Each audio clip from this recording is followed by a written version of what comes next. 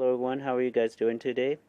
It's been a very long time since I've last uploaded a video, and however today I'm going to talk about a very special topic, something I've been wanting to do for such a long time, for a very long time, and well, who are the Hmong people, may you ask?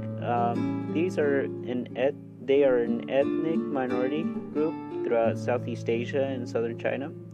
And I have a coworker who is actually an ethnic Hmong himself. I've been trying to, interview him and stuff. I asked him, and he was totally fine with having me interview him. However, the plan never really fell through because our schedules were always in conflict with each other.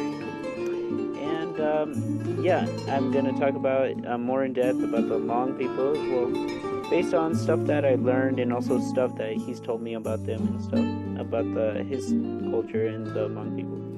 Now, where do they live mostly? And they mostly actually live in, probably in China, but there's actually the highest concentration is actually probably in northern Laos, and there's some huge communities in Vietnam and some tiny areas though, some tiny areas in Thailand as well. There's a lot of immigrants who immigrated to the United States, especially in states like California, Wisconsin, and Minnesota. And you'll learn a little bit further on in this video where they are at mostly, the highest concentration of those Hmong people. And so pretty much it's actually some topic that is very, very interesting to me. And right here, this is actually a map of the ethnic Hmong, the highest concentration of ethnic Hmong in the Southeast Asian region, which is northern Laos. And this is their ancestral lands and their migration patterns, which shows it's kind of central China or central southern China. And this is an ethno-linguistic map of the Southeast Asian region. And well, as you can see, the Hmong are mostly in the northern part of Laos. And like pretty much, there's actually quite a few, especially like in Guangxi, a few in Guangxi province, Yunnan, Guizhou. A good chunk of them are in China. A few of them in Vietnam as well. And also in Laos, there's a pretty good chunks and tiny chunks in what is Thailand as well. And it's very interesting. And these are Hmongic, Mienic group. The Hmong are actually also known as the Miao people. Correct me if I'm wrong, like somebody who's a real expert on this can comment down below. And as you can see, the states with the highest Hmong populations are California, Minnesota, Wisconsin, and North Carolina. The cities with the largest Hmong communities are Minneapolis-St. Paul metropolitan area in Minnesota, and the Fresno metropolitan area of California, which is in central California, the San Fernando Valley. And that's where they have the highest concentrations of Hmong people. He's told me that actually a lot of them have came to Minnesota and Wisconsin because they were hired by like farmers and stuff, on a work visa.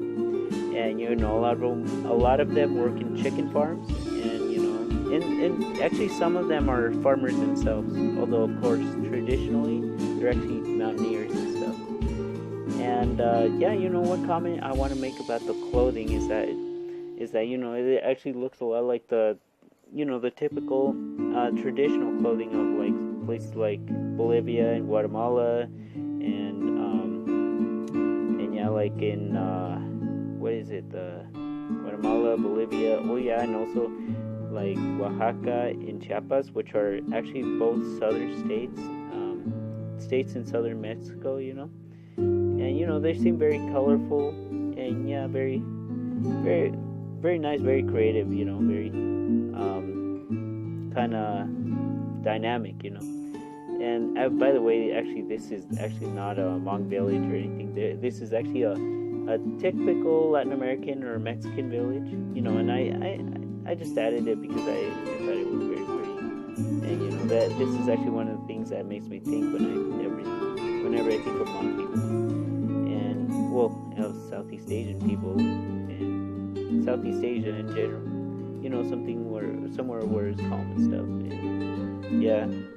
Also, by the way, some of the first images you saw of the child was actually from a book called "The Spirit Catches You and You Fall Down," and that's actually a book that we read in class in my Southeast Asian history class. And I actually found it, pretty interesting. It's a lot about how they think and their culture and stuff like that, and a lot of it has to do with, they definitely have a different perspective on life from other people, especially most of the world. Like for example, when you're sick, being mentally and physically sick, that's like considered the same thing. Like your spirit is bad. Whereas if you are like physically sick, but you're mentally just fine. That's something that they don't understand. Correct me if I'm wrong, but yeah, pretty much that's how I understood it. And any of you guys who know a little bit more of this, and if I'm mistaken, please correct me down below and write down in the comment box. And yeah, of course, this is a map right here. This is actually a map of the Hmong community and projected map of the Hmong population in 2030. And as you can see, the darker the red, the more of them there are. And yeah, like most of these images are actually thanks to Wikipedia, courtesy of Wikipedia, and also Google and all the offshoots of Wikipedia, like Wiki. Yeah, you know how there's Wiki, different versions of Wiki stuff. But yeah, and yeah, I really appreciate you watching this, and yeah, I wanted to say thank you so much, and yeah, see.